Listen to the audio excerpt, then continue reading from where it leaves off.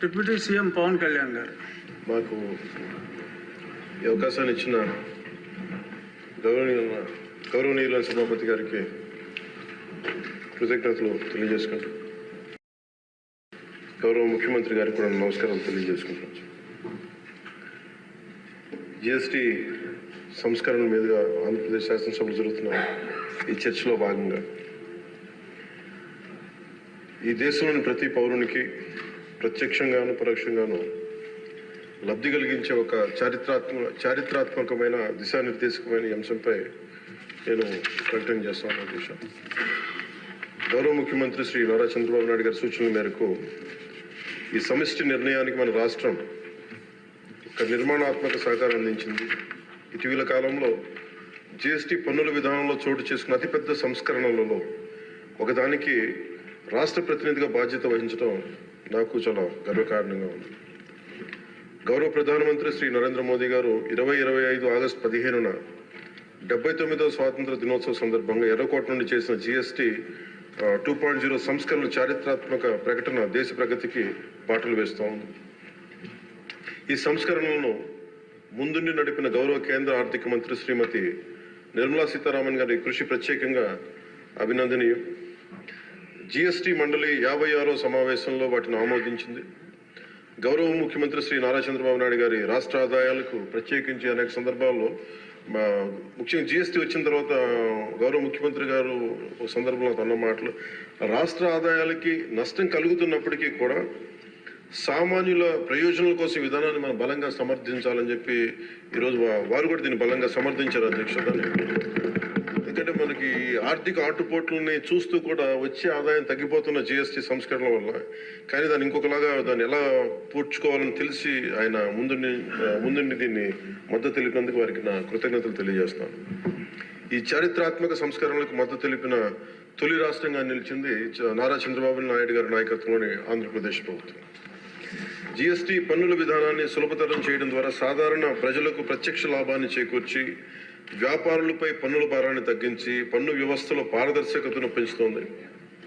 ఈ చారిత్రాత్మక సంస్కరణ పన్నుల విధానాన్ని సులభతరం చేసి వ్యాపార పరిశ్రమల అభివృద్ధికి సహకరిస్తుంది. ప్రజల పొదుపును పెంచి కొనుగోలు శక్తిని పెంపొందించడానికి, కొత్త పెట్టుబడులను ఆకర్షించి దేశాన్ని స్థిరమైన వృద్ధి మార్గంలో నిలపడానికి దోహదపడుతుంది. జిఎస్టీ రేట్ల సరళీకరణ ద్వారా ప్రజలు అధికంగా ఉపయోగించే వస్తువులు సేవలకు డిమాండ్ పెంచి ఉత్పత్తిని విస్తరించి కొత్త పెట్టుబడులను ప్రోత్సహిస్తుంది. తద్వారా ఆర్థిక వృద్ధికి దారితీస్తుంది. నిజంగా ప్రజలకి ఆర్థిక వ్యవస్థకి చాలా లాభదాయకమైన సంస్కరణ. రంగాల వారీగా చూసుకుంటే ముఖ్యంగా రైతుల కోసం ట్రాక్టర్లు, వ్యవసాయ యంత్రాలు, పరికరాలు మరియు ఇన్పుట్స్ పై పన్నులు తగ్గించడం వల్ల సాగు వ్యవసాయ వ్యయాన్ని తగ్గించి ఉత్పాదకను పెంచుతాయి. తద్వారా గ్రామీణ ప్రాంత ప్రజల ఆదాయాలు పెరుగుతాయి. ఆధునిక సాంకేతిక పరికరాల వినియోగం ప్రోత్సహించడం ద్వారా వ్యవసాయ వృద్ధి మరింత బలపడుతుంది. తక్కువ ఆదాయ కుటుంబాల కోసం పాలు కానీ, పెరుగు కానీ, పన్నీర్ లాంటి నిత్యావసర వస్తువులపై పన్ను 5% నుండి 0% తగ్గించడం ద్వారా రోజువారీ వ్యయాన్ని తగ్గిస్తూ ఉంది.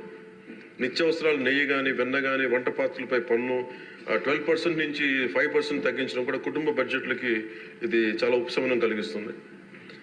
అలాగే ప్రతి కుటుంబం కోసం ఉండే సబ్బులు కానీ, షాంపూలు కానీ, టూత్ పేస్ట్ వంటి వ్యక్తిగత సంరక్షణ ఉత్పత్తులపై పన్ను 18% నుంచి 18% నుండి 5% పరిమితం చేయడం ద్వారా వాటి ధరలు చాలా గణనీయంగా తగ్గుతాయి. తద్వారా ఆరోగ్యం, వ్యక్తిగత పరిశుభ్రత మెరుగుదల కనబడుతుంది. మధ్యతరగతి కుటుంబాల కోసం కార్లు, ఫ్రిడ్జ్లు, టీవీలు, ఎయిర్ కండిషనర్లపై పన్ను 28% నుంచి 18% తగ్గించడం ద్వారా వాటి ధరలు అందుబాటులోకి వచ్చి ప్రజల జీవన ప్రమాణాలు మెరుగుపడతాయి.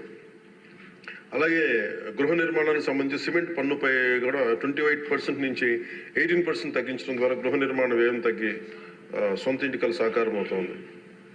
ఆరోగ్య రంగం కోసం ఔషధాలపై పన్ను 12% నుంచి 5%కి, అత్యవసర మందులపై పన్ను 5% నుంచి 0% తగ్గించడం ద్వారా రోగులకి చాలా కీలక ఉపశమనం కలిగి అందరికీ వైద్య సేవలు అందుబాటులోకి వచ్చి ప్రజా ఆరోగ్య సంరక్షణ మెరుగుపడుతుంది. ముఖ్యంగా బీమా రంగంలో జీవిత ఆరోగ్య బీమాపై పన్నుని 0%కి తగ్గించడం ద్వారా మరిన్ని కుటుంబాలు బీమా పొంది వారి జీవన ప్రమాణాలు మెరుగుపడితే వాళ్ళకి ఒక భరోసా ఇస్తుంది. ముఖ్యంగా ఎంఎస్సీల కోసం వ్యాపార ఉత్పత్తులు, మధ్యవర్తిత్వ సేవలపై పన్ను సరళీకరణ ద్వారా ఖర్చులను తగ్గించి పోటీ వాతావరణాన్ని పెంచుతూ ఉంది. త్వరితగతిన వెంటనే రీఫండ్ ద్వారా వ్యాపారులకు సమయానికి డబ్బు అందుబాటులో ఉండే వ్యాపారం ఎగుమతులు ఉపాధి అవకాశాలు పెరుగుతాయి. విద్యారంగం కోసం విద్యారంగానికి సంబంధించిన వస్తువులపై తక్కువ పన్నులు విద్యను మరింత అందుబాటులోకి తెస్తాయి. జిఎస్టీ 2.0తో భరోసా. ఈ సంస్కరణ ద్వారా ప్రజల చేతిలో ఉండే సంపద మరింత పెరిగి వస్తువుల వినియోగం పెరగడంతో పాటు నూతన పెట్టుబడులకు ప్రోత్సాహం లభిస్తుంది. తద్వారా ఆదాయ సేకరణ పెరుగుతోంది.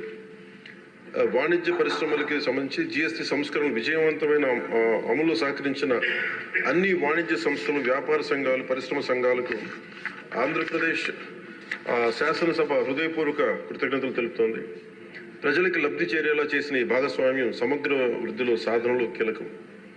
ఈ అవగాహన కార్యక్రమం ముఖ్యంగా జిఎస్టీ సంస్కరణ లాభాలు ప్రతి కుటుంబానికి చేరుకోవడానికి ఇది ఒక కార్యక్రమం చేపట్టాలని అందరం కోరుకుంటా ఉన్నారు అధ్యక్ష.